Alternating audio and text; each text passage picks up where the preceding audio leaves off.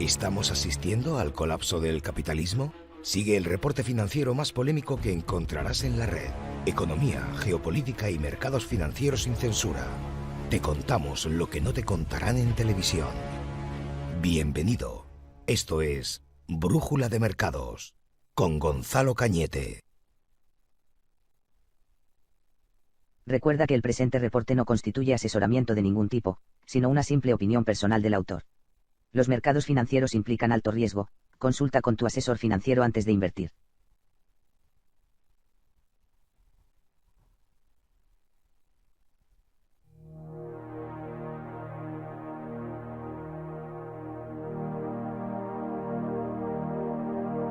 Hola, ¿cómo estáis? Bien, nuevo reporte esta semana, 7 de marzo. Traigo contenido para explicarte. Es la primera vez que no lo voy a hacer en directo en mucho tiempo. Es la primera vez que grabo un vídeo en mucho tiempo. Espérate, voy a ajustar el sonido. Ahora mejor, creo. Es la primera vez que no grabo un reporte de estos en mucho tiempo sin hacerlo en directo, ¿vale? Pero había que ir haciendo uno de estos también, como única forma de poder publicarte la agenda de esta semana de Brújula de Mercados. Porque no me ajustaba el horario a eso, ¿vale? Bien, ¿cómo estás? Bienvenido, bienvenida de nuevo a otra sesión más. Contenidos para esta semana que te traigo para que te pongas al día. Lo he hecho bastante económica. Este reporte esta semana es bastante económico. Luego me dejaréis en los comentarios si os gusta o no que le vaya metiendo más contenido económico. Pero por supuesto también te pongo de postre contenido picante, contenido del que nos gusta aquí para abrir un poco las mentes a la gente, ¿no? Porque han pasado muchas cosas durante los dos últimos años, como he dicho 1000 veces. Y hay que recordar lo que ocurrió, sobre todo porque a medida que van saliendo cosas, a aquellos que señalaban, que censuraban contenidos, o incluso a tus propios amiguetes o familiares que te pudieron ningunear, menospreciar cuando tratabas de informar sobre algo, en cualquier tipo de charla, de reunión que tuvieses, o aquellas personas que te llegaron a despreciar simplemente por tu posición, pues o a día de hoy tienen información más detallada que demuestra que tenías razón después de todo. Vamos a ver. Lo primero, vamos a comentar las palabras del CEO de Bank of America, hablando de que Estados Unidos sí va a presentar una recesión, pero lo que él cree que va a ser una recesión leve. Y veremos por qué dice que va a ser una recesión leve. Después, Italia. Vamos a analizar también por qué, según el ministro de Finanzas italiano, Italia ha esquivado la recesión y que previsiblemente no habrá una recesión como tal en Italia. Y termina una de las declaraciones que ha hecho a este respecto diciendo que cruza los dedos para ello. O sea, tú fíjate en la confianza que te da el político cuando te está diciendo esto. Tercer punto. Palabras del gobernador del Banco Central Europeo, uno de los gobernadores del Banco Central Europeo, que dice, básicamente, que prevén que la tasa de depósito debería estar fija en el 4% en Europa y que es la única forma realmente de que se pueda llegar a una tasa de inflación del 2% y que además la inflación va a ser largo, ¿vale? Va a ser un proceso largo, que va a ser extendida, que probablemente hay una de las cuestiones que dice que desea que no baje la inflación en los próximos meses. Yo creo que es una traducción incorrecta, pero que básicamente debe ser que espera que no baje en los próximos meses la inflación, ¿vale? Y en ese aspecto pues también va contando algunas pinceladas más sobre cómo va a evolucionar las cosas en Europa. Y en Estados Unidos, que ya lo sabemos, Estados Unidos es el objetivo, ahora se especula incluso que sea del 6%. Algún otro analista en Estados Unidos in situ habla de que podrían llegar, ¿por qué no?, al 7,5% a la tasa de interés. Brutal, ¿vale? Brutal. Claro, todo esto mientras las variables macro sigan funcionando, mientras haya unas variables de consumo que no muestren extremada debilidad, mientras haya unas variables de crecimiento que no muestren extremada debilidad y mientras haya unas variables sobre todo de empleo que no muestren paro. Porque si eso ocurriese, se les ponen los huevos en la garganta y no se atreven a seguir con una política monetaria tan restrictiva. Después, una pequeña pausa, ponemos un vídeo rápido de Bloomberg TV, televisión Bloomberg, donde le preguntan a la responsable de materias primas de Finch, creo que es, sobre la visión que tienen en cuanto a metales, y sé que a muchos os gusta el mercado del oro en este canal, así que por eso voy a sacar ese, pero no solamente hablar del mercado del oro, voy a hablar del mercado de metales en cuanto a industriales, el copper. Va a hablar, o sea, el cobre, va a hablar también de los que se utilizan para el ecofascismo, es decir, el níquel, los diferentes tipos de níquel para las baterías, ¿vale? Y todo ese tipo de cosas. Vamos a pegar un repaso a la evolución de esos precios también. ¿Qué más? Voy a sacar también una representación que ha hecho uno de los reportes de BlackRock sobre las performances de este año, hasta dónde van, los rangos de evolución de la performance según los mercados. y cuál es el momento actual en lo que llevan de año, ¿vale? Así podremos ver los rangos de volatilidad y sobre todo qué performance están generando. Por ejemplo, el oro ha tenido ha iniciado el año con un recorrido brutal alcista y luego ha vuelto prácticamente al origen y se encuentra en zonas mínimas. Esto también comparado con el bono americano y eso comparado, por ejemplo, con la renta variable europea. Luego lo entenderás, pero si ves ese gráfico queda claro que lo que está, si hay algo sobrecomprado es renta variable de Europa, en particular la de Europa, si hay algo sobrevendido es el bono americano o el propio oro, ¿vale? Así que con eso, con algo tan sencillo como eso, podríamos hacernos una idea de cuál sería la visión de una cartera a los próximos meses. Ya lo verás, ¿vale? Como ves, hasta aquí, hasta este punto, todo contenido económico y de inversión, ¿vale? Que es al fin y al cabo la materia de este blog. Y por último, como os decía, el postre picante que se le añade a este menú de esta semana es la comisión que se ha hecho en Estados Unidos. Está publicado en la página web del Congreso de Estados Unidos. La comisión con doctores que han denunciado que durante la época de la pandemia el mayor desinformador que hubo fue el propio gobierno. Doctores top de Harvard, de Johns Hopkins, de las universidades de Harvard, de las universidades de Johns Hopkins, doctores médicos que han denunciado que las principales fuentes de desinformación eran las propias autoridades. Y para ello han hecho declaraciones brutales, dejando muy claro ciertos puntos. Entre ellos, te pongo un ejemplo, uno de ellos ha dicho: desde la Grecia antigua sabemos que la inmunidad se genera en la población una vez que se expuesta a un virus. Sin embargo, desde la Grecia antigua hasta el año 2020, donde a partir de ese momento la ciencia oficial negó que existiese inmunidad natural en las personas que hubiesen tenido este virus. No solo eso, asumía que la inmunidad que se podía desarrollar tenía que ser solamente a través del pinchazo, no a través de una exposición natural. Y decía, claro, es que la natural no sabemos lo que durará, tampoco sabíamos lo que duraba la del pinchazo. Básicamente decían que negaban la propia ciencia y el conocimiento que tenían de miles de años en medicina era anulado por completo. Dice, la peste no generó inmunidad, la gripe del 18 no generó inmunidad, esto tampoco. O sea, no tenemos ningún conocimiento médico de cientos de años atrás que sea aplicable a esto, ¿verdad? Pues era una especie de denuncia que han hecho pública y que está ahí, que podéis ver el vídeo. De hecho, creo que lo he dejado por aquí guardado para que luego lo saquemos, ¿vale? Por último, Ted Carlson en Fox News ha sacado un vídeo que también lo he visto esta mañana y he dicho, esto tiene que ir también al reporte. Ted Carlson está súper indignado y ya, como de costumbre, ya ha sacado un vídeo en Fox News donde se puede ver que las cintas que investigó el Partido Demócrata para hablar del caso de lo que pasó el 6 de enero, cuando el señor Trump ya dejó de ser el jefe, esas cintas, algunos políticos lo compararon con lo que pasó con las torres, con Estados Unidos, ¿os acordáis, no? El día fatídico aquel de 2001, que no digo las fechas para que no salte ninguna historia rara en los algoritmos, porque en este canal ya te han bloqueado 2 vídeos, ¿vale? Que publiqué en su momento con otros temas.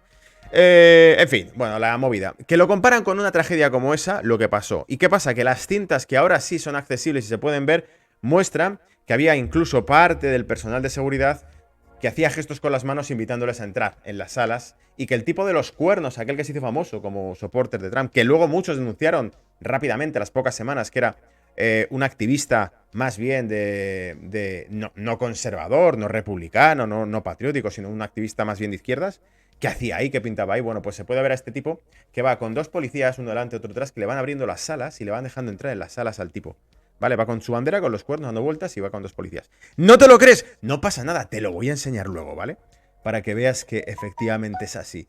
Bien, si no lo estás, te invito a que te suscribas al canal de información económica y financiera y de geopolítica, de noticias internacionales y de conciencia, ¿vale? De despertarte un poco al mundo de hoy.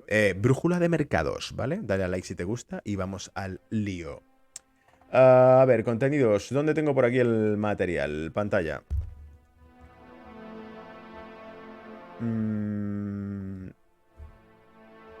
Ahí estás. Bien, el reporte semanal, entonces vamos al grano. Recuerda que estoy transmitiendo a través de Facebook Live. No estoy transmitiendo desde Facebook Live, pero estoy transmitiendo en vivo. Estoy haciendo esta edición que se quedará grabada luego en YouTube, en Odyssey, y se quedará también grabada en los podcasts, Google Podcasts, Apple Podcasts, Spotify, sí, y iVoox. Vamos al lío, hermano. Gráficos, también voy a publicar luego los gráficos, voy a sacar la parte de gráficos después, donde os cuento cómo veo el mercado. Y al tema. Lo primero, el tema del CEO de Bank of America, que dice, esto de que Bank of America CEO sees US technical recession in third quarter. El tercer trimestre ve una recesión técnica en Estados Unidos. Sin embargo, vas a ver que dice que no la ve severa. Y te dice Bank of America, Brian Moynihan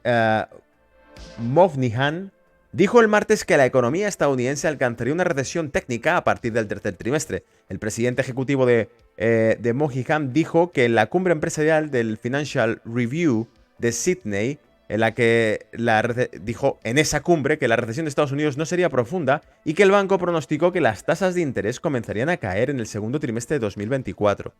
Nuestra proyección base es que ocurra una recesión en la economía de Estados Unidos a partir del tercer trimestre de 2023 hasta el cuarto trimestre de 2023 y el primer trimestre de 2024, dijo Moynihan. Es decir, prevé que para 2024, mediados de 2024, se bajen las tasas de interés porque hay una recesión acumulada desde finales de 2023, de este mismo año, entraría en recesión Estados Unidos.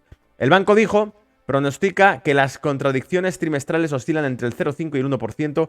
Es una recesión muy leve en el esquema de las cosas. No creo que veamos una recesión profunda, dijo el tipo. Desde nuestro punto de vista, eso se basa en una desaceleración del lado corporativo o comercial, no en una desaceleración del lado del consumidor. Es decir, que básicamente te dice que esto sería una recesión que afecta a la oferta, no necesariamente a la demanda, ¿vale? ¿Qué más? Ahora, el tema de Italia y lo que ha dicho el ministro de Finanzas italiano sobre que esto está controlado y que no pasa nada, ¿vale?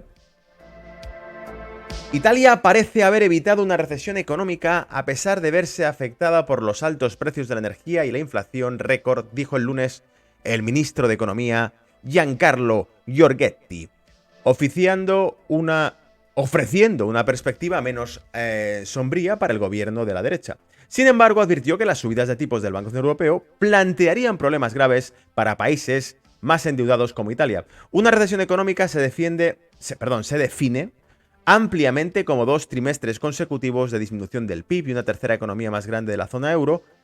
Italia se contrajo un 0,1% en el cuarto trimestre de 2022 con respecto a los 3 meses anteriores. Es decir, básicamente que si hay un decrecimiento o una tasa de crecimiento negativa durante 3 periodos consecutivos, porque aquí dice 2, y eso pasa en 3 periodos consecutivos, se considera recesión. 1, 2, 3 al tercer strike con tasa de crecimiento negativa es recesión oficial. Pero ¿por qué se ha elegido así? Podría ser con 2, podría ser con 4, ¿vale? La acción del gobierno se ha centrado en minimizar el riesgo de recesión. Según los últimos datos disponibles, parece haberse evitado. Así que crucemos los dedos, dijo Giorgetti en la Universidad Católica del Sacro Cuore. Básicamente el tipo te dice, creemos que se ha evitado la recesión, crucemos los dedos. Mucha confianza en estas palabras, ¿vale? Sé que te generan muchísima confianza, más bien de un político. Y continúa el artículo, dice, el presupuesto de Italia para 2023 ha destinado 21.000 millones de euros, 22.400 de dólares, para ayudar a las empresas y a los hogares a pagar las facturas de electricidad y gas el primer trimestre de este año. Con esto hago la primera pausa para decirte, ¿te acuerdas que la semana pasada, creo que fue, o la anterior, estuvimos comentando precisamente que uno de los problemas que va a tener Europa es la expansión fiscal que, por ejemplo, Francia ha hecho? Y otros países, en este caso lo está diciendo aquí el el ministro de Economía de Italia, la expansión fiscal que han hecho durante el COVID. ¿Por qué? Porque había que cerrarlo todo. Por cierto, en el último artículo que comentamos, en esa comisión de investigación de médicos de Harvard y de Johns Hopkins University, en esa misma comisión, una de las cosas que han dicho es esto, que irresponsablemente se bloqueó la economía cuando se sabía que esas medidas no funcionaban y que si acaso el único país que siguió pautas científicas era Suecia, que no bloqueó nada, ¿vale? Alucinante, a buenas horas, ¿no? Bien, continúa la historia. Roma está trabajando para revisar y extender esas medidas de alivio, dijeron funcionarios anteriormente. Con el Banco Central Europeo aumentando las tasas de interés, Giorgetti dijo que Italia debería seguir una política fiscal cautelosa y responsable para reducir su deuda pública. Es decir, no te flipes porque estáis gastando demasiados billetes y los tipos de interés van a subir y nos van a hacer muy difícil, muy caro financiar ese crédito fiscal, ¿vale? La política monetaria del BCE destinada a combatir la inflación está provocando aumentos de las tasas de interés desconocidos en el mundo que estaba acostumbrado a vivir con una tasa de interés nula o negativa, dijo Giorgetti, y agregó que esto plantearía serios problemas a los países altamente endeudados como es el caso de Italia. Y te recuerdo, por si no lo recuerdas, Que en el caso de... bueno, España está también en el ciento y pico, creo, en el ciento y poco. Pero la media europea es del 90 y tanto, o sea, prácticamente el 100% de deuda. Y antes de que esto ocurriese, cuando venía la deuda, la crisis, perdón, de 2008, la tasa de deuda, por ejemplo, que tenía Francia por aquel entonces era el 40 y pico por ciento del Producto Interior Bruto. La deuda pública, no hablo de la privada. Imagínate ahora que la deuda pública ya está pues en el 100% prácticamente para el caso de Francia también, ¿ok? O sea, mucho peor una recesión con una altísima tasa de deuda como la que viene ahora y con una subida de tipos como la que se quiere poner. Porque el contexto de ahora es mucho peor que el que había entonces. Las deudas que tenemos ahora son mucho mayores que las que se tuvieron en su momento, por lo tanto, va a golpear más fuerte. Y ahora escuchemos lo que dice el BCE sobre esas tasas de interés. Por cierto, todo esto lo voy trayendo a través de Reuters News. ¿Qué es lo que te digo? He ido cambiando un poco la editorial, ¿no? De esto para ir sacándote más contenido económico, más datos concretos y luego meter alguna píldora que otra roja para que te nutras de conocimientos, ¿vale? Píldora roja para despertarte, evidentemente, para que digas, lo sabía, tío, lo sospechaba, nos tomaban el pelo, pero ahora lo tengo confirmado porque hay un doctor de Harvard y otro doctor de la Johns Hopkins en una comisión del Congreso que dicen, nos tomaron el pelo. Venga, al lío, reducir la liquidez como sea, el BCE, ¿vale? Y aquí está el señor Holdman. El Banco Central Europeo debería aumentar la tasa de interés en 50 puntos básicos en cada una de sus próximas 4 reuniones, ya que la inflación está demostrando ser obstinada, dijo el jefe del Banco Central de Austria, Robert Holdman, al diario económico alemán Handelsblatt. ¿Vale? El BCE ha elevado la tasa en 3 puntos porcentuales desde julio y señaló un aumento de 50 puntos básicos para marzo. Ha dejado la puerta abierta a movimientos posteriores que dijo que decidirían reunión por reunión y serían dependientes de los datos. Es decir, no se atreven a mojarse y decirte si van a subir tipos o no en las próximas reuniones, porque todo se irá viendo, porque total, según cómo reaccione el mercado, igual te digo que subo 50 puntos básicos en las próximas 3 reuniones que hagamos para finalizar el año en el 4,5% o en el 5% de tasa de interés en Europa, y solamente por el hecho de decir eso de entrada provoco una... ¿cómo se diría?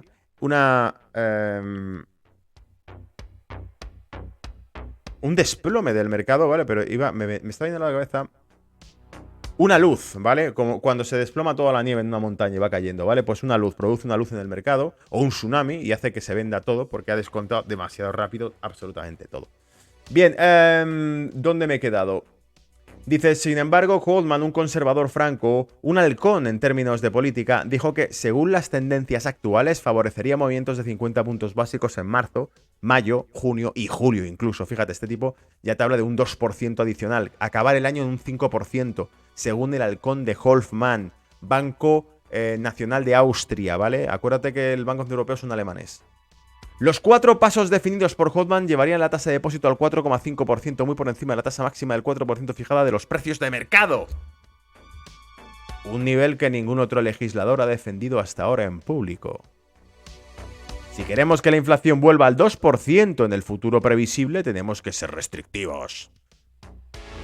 Los alemanes, sacrificio. Fustígate. Dijo Goldman, argumentando que solo una tasa de depósito del 4% comenzará a restringir el crecimiento. Hombre, es que si lo que quieres es que restrinja el crecimiento, mal vamos. Goldman también pidió al BCE que acelere la reducción del balance del Banco Central, posiblemente poniendo fin a las reinversiones completas de su programa de compra de emergencia de pandemias, PEP, antes de lo previsto. Toda la deuda que vence en el esquema PEP ahora se reinvertirá completamente en el mercado hasta 2024. Es decir, que básicamente el tipo dice no solo eso, reducir el balance y dejar de comprar, dejar de meterle dinero a todo, inflarlo todo, que es lo que están haciendo. Ya sabéis que la política de los bancos centrales ha sido básicamente subsidiar absolutamente todo, incluido lo corporativo, ¿vale? No solamente lo público, sino lo corporativo también. Se participaba con la compra de bonos, de deuda corporativa de compañías, etcétera, etcétera. En su momento, cuando Bayer compró Monsanto, publicamos aquí un artículo que decía, acaba de comprar el BCE Monsanto, porque claro, si Bayer estaba dentro del programa de compras del BCE y ha recibido no sé cuántos miles de millones en compras de bonos corporativos del propio Bayer, que se los ha dado el BCE, ¿no? Le ha comprado los bonos el BCE, y luego Bayer resulta que compra Monsanto, ¿de dónde sale el dinero realmente, ¿vale? Dale una vuelta, piénsalo.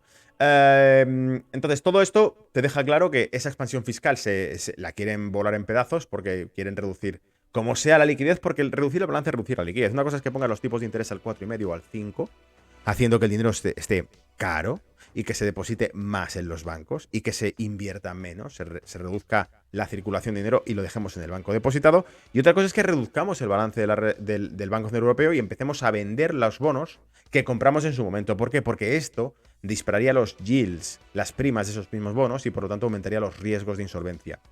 ¿Quién va a comprar los bonos que ha comprado el BCE durante años a fondo perdido, como el Monopoly, ¿vale? ¿Y quién va a sustituir el papel del BCE como mayor comprador de deuda en toda Europa? Cuando eso ocurra, cuando el BCE desaparezca como mayor comprador de deuda, las primas de riesgos de España, de Italia, de Francia, empezarán a mostrar las cifras reales de riesgo que tiene en el mundo real, en el mundo de la inversión real, ¿vale? Sigo con el tema. Ya me he cargado 3 temas que te iba a contar hoy. Me he cargado las palabras del Bank of America, el CEO del Bank of America, me he cargado las palabras del ministro de Economía de Italia y me he cargado las palabras del gobernador del Banco Nacional de Austria. Y ahora vamos a sacar lo que ha comentado esta persona que está al frente de las commodities de Finch. En una entrevista que le han hecho, digo, pues venga, vamos a sacar contenidos aquí buenos para ver la revisión que le van poniendo. So, what do you make of the announcements at the NPC? Because the commodity space felt the pressure in trading today. Was it a disappointment? Ojo que es larga, ¿eh? 4 minutos. Pero vamos al lío. Por aquí empieza a hablar de... Well, there definitely is a little bit of disappointment in the market, but I would like to say that this is very temporary. Looking at prices, metal prices are still very elevated compared to pre-COVID levels, much higher than pre-COVID. ¿Ves? Dice que los precios de los metales están bastante más elevados comparados con los niveles pre-COVID y que ese optimismo que puede haber en los mercados se puede mantener. Definitely does place a cap on metal prices, but we need to pivot away from the expectation that only a large stimulus can support prices going forward. The PMI figures in China show that physical demand is definitely improving for metals. Básicamente apuntan a China como el principal demandante de metales, la reactivación de la economía china. ¿Veis? Dice que China es el camino a la recuperación y que mantendrá los precios de los metales elevados incluso si no hay un estímulo importante.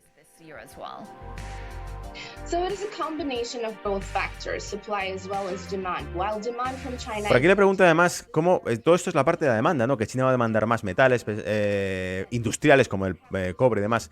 Pero te dice que el lado de la oferta, ¿qué pasa con esto? Por las restricciones que ha habido en los suministros. Habla de Perú, habla de Chile en cuanto al acceso al mercado de cobre.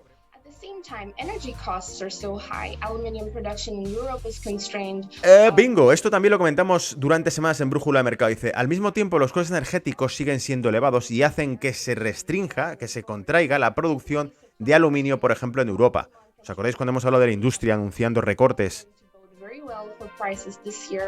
Comentamos el caso de ArcelorMittal en Europa. Y por aquí lo divertido, el tipo Paul Allen le pregunta qué pasa con el mercado del carbón, ¿no? Porque tanto China como India están utilizándolo y que aumentan su demanda de consumo de carbón, a pesar de los compromisos de 2025 en la transición energética.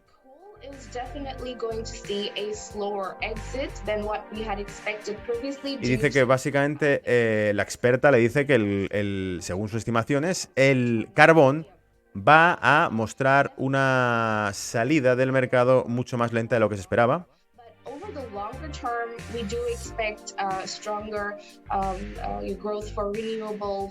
Se dice que al menos en el largo plazo sí esperan un crecimiento fuerte de las energías renovables, pese a todo.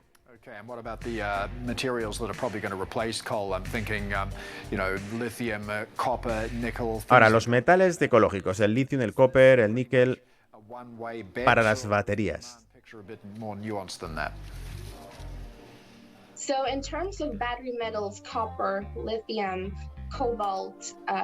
Dice, bueno, en términos de metales para baterías,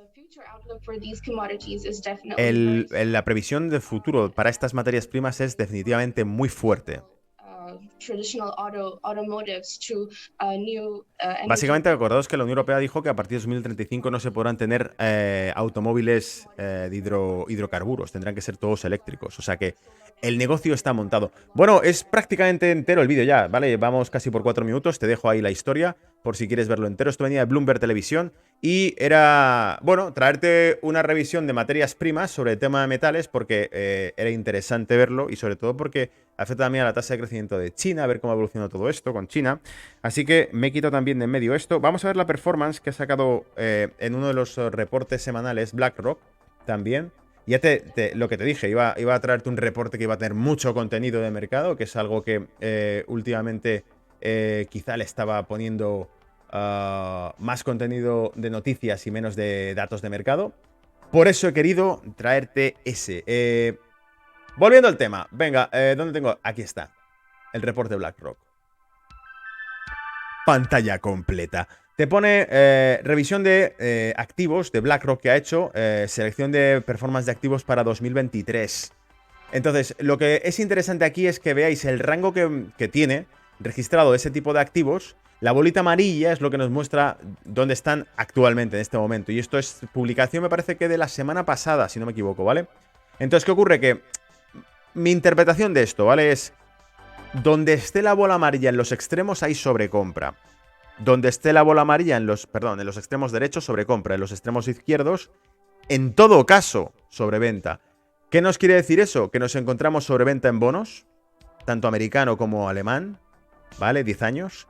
Y nos encontramos sobrecompra en renta variable, especialmente en la europea. La americana está a medias. La americana está, por decirlo así, en el rango que ha hecho de año.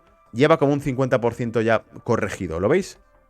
Si el rango oscilaba entre un 10% y un, pues qué sé yo, un menos 0,2, pues ahora mismo estaríamos en torno a un 5% de retorno obtenido a día de hoy actualmente. A lo mejor en un 6 o un 7. Pero no más allá. Entonces, viendo solamente este gráfico, me doy cuenta que la renta variable de Europa está on fire, está a fuego. Es decir, que si hay una corrección, esa es una de las que probablemente se coma la tostada, ¿vale? La americana está a medias, por lo tanto no tiene tampoco tanto riesgo de esa corrección. Sin embargo, la que manda es la de Estados Unidos, ya lo sabéis.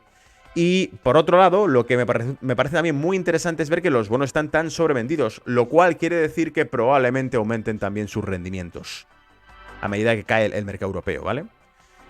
Es decir, que con este esquema que estáis viendo, los que lo vean en podcast no lo ven, ¿no? Pero básicamente es un gráfico donde tenemos unas barras que se van hacia un eje central, es el 0% de retorno, el eje a la derecha lo que tenemos es hasta un 10% de retorno, y a la izquierda hasta un menos 10% de retorno. Y ahí registra activos. El único activo con un rendimiento tan extenso que casi llega al menos 10% este año es el petróleo. Y a día de hoy se encuentra en cero, se encuentra flat. Ni lo subido por lo bajado desde lo que lleva de inicio de 2023, ¿vale? Por lo tanto, ha recuperado bastante de lo que había caído desde inicios de año. Pero, insisto, de nuevo, el mercado que todavía no ha registrado en lo que lleva de año un rendimiento negativo y que además está prácticamente en los máximos es el europeo. Por eso, precaución con ese. Porque está prácticamente a día de hoy en los máximos de todo lo que lleva de año. Así que, de haber correcciones, contracciones, recordad que el mercado se mueve, según la teoría del Dow, en ondas impulsivas con ondas correctivas. Bueno, pues ¿dónde está la onda correctiva? Probablemente la que esté llegando para el mercado de Europa más que para el americano, que ya ha rectificado parte de ese movimiento, ¿vale? Con esto cierro contando también este último artículo que me ha parecido brutal y sacando el vídeo de Ted Carson, por cierto, que no lo he sacado. Vamos a sacarlo primero. ¿Dónde estás, Ted? Y luego el artículo sobre los expertos en el Congreso hablando de que hubo una desinformación brutal. Está aquí, ¿vale? Venga, vamos a ponerlo. Within hours of January 6th, literally hours, you began to hear that day described as a deadly insurrection, not described by one news outlet or one politician, but in unison by all of them. Almost like it was coordinated. A deadly insurrection. Básicamente está hablando de que fue calificada como una insurrección mortal. Mortífera.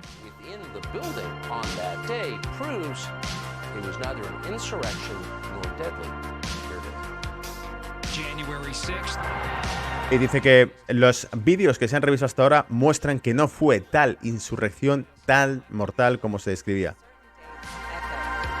Espérate, vamos a hacer una cosa, porque la música está demasiado alta.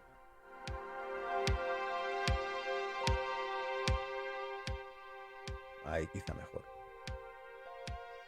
1941, September 11th. Mira. 2001, Mira, lo compara, ¿eh? and January 6th. O sea, la fiesta esta que hicieron con la policía abriéndole las puertas la compara a lo que pasó el... Donald Trump supporters who Incluido una de las cosas que han dicho es que uno de los policías que supuestamente habían muerto se le ve caminando tranquilamente por ahí después. Its publicist in the national news media had settled on a description of what had happened that day.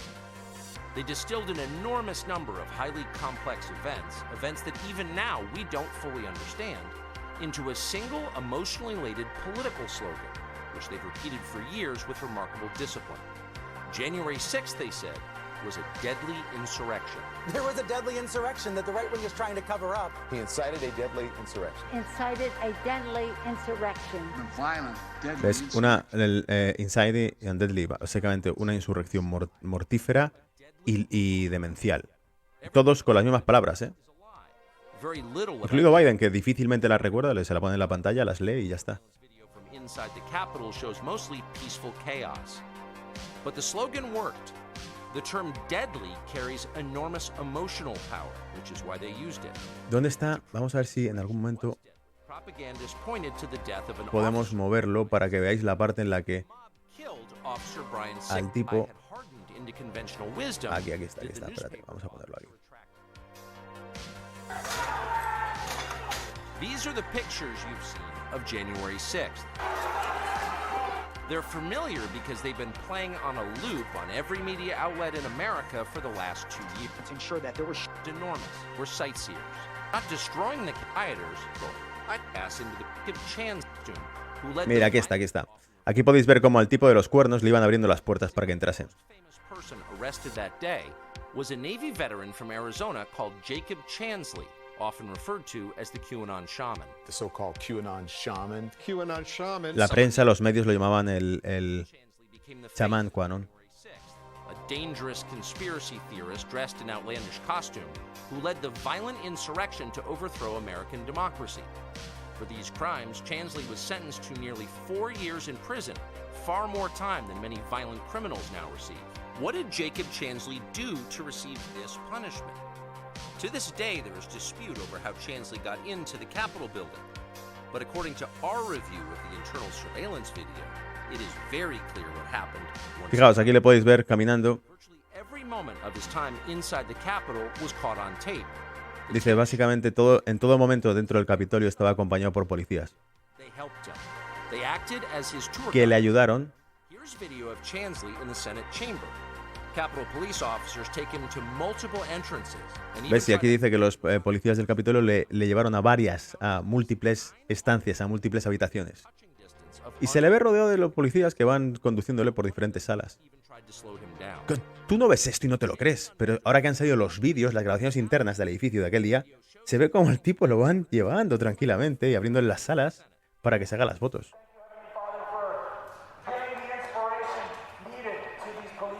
Y aquí es cuando ya está rodeado por multitud de gente haciendo fotos, donde está él ahí, tal, tal, tal. Capitol building. Bien, brutal, brutal, brutal. Era esto lo que quería sacaros, ¿vale? Porque cuando lo hizo esta mañana digo, no doy crédito. O sea, con la propaganda que soltaron con todo esto, y ahora resulta que tenían a la propia policía abriéndole las puertas al tipo, ¿vale? Para entrar en los sitios.